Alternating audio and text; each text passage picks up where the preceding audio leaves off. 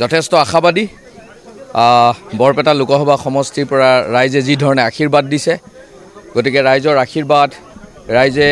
যি ধৰণে জিয়াটো ভুগি আছিলে গতিকে তাৰ আজি উত্তৰ ওলাব গধূলিলৈ ফলাফল হ'ব ফলাফললৈ সকলো অপেক্ষা কৰোঁ এতিয়া বৰ বেছি তাতকৈ ডাঙৰ কথা নকওঁ ভাৰতবৰ্ষত এইবাৰ সমগ্ৰ ৰাইজে এটা প্ৰতিষ্ঠান বিৰোধী ঢৌ বিজেপি চৰকাৰৰ বিৰুদ্ধে তেওঁলোকে কৰি যোৱা কৰ্মকাণ্ডবিলাকৰ বিপৰীতে ৰাইজৰ মনত এটা ক্ষোভ আৰু এই ক্ষোভটো যোৱা 7 তাৰিখে ভোটৰ জৰিয়তে মানুহে প্ৰদান কৰিছে গতিকে ক'ৰবাত চৰকাৰখনো এনেকুৱা লাগিছে মানুহৰ মাজত ঘূৰি ফুৰে ক'ৰবাত চৰকাৰখনো শংকিত হৈ পেলাই ভুৱা কিছু এক্সিট পলেৰে মানুহক অলপ বেলেগ দিশলৈ নিব খুজিছিলে কিন্তু এতিয়া ৰাইজ সজাগ হৈছে সচেতন হৈছে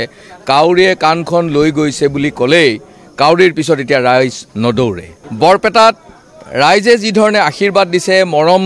দিছে গতিকে ৰাইজৰ আশীৰ্বাদ আৰু মৰমৰ ওপৰত একো হ'ব নোৱাৰে গতিকে গধূলি ফলাফল ওলাব সকলো ৰাইজে আমি দেখা পাম ফলাফল গধূলিলৈ আমি সকলোৱে আশাৰে ৰৈ আছোঁ মই নিজেও ৰৈ আছোঁ গতিকে ইয়াতকৈ আৰু মই বাৰে বাৰে কৈছোঁ ইয়াতকৈ বেছি ডাঙৰ কথা নকওঁ কাৰণ ফলাফল গধূলি ওলাবই অতি উৎসাহেৰে ৰাইজে যি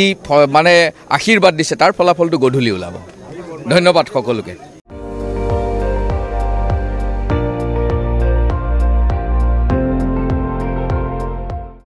আপুনি চাই আছে ND24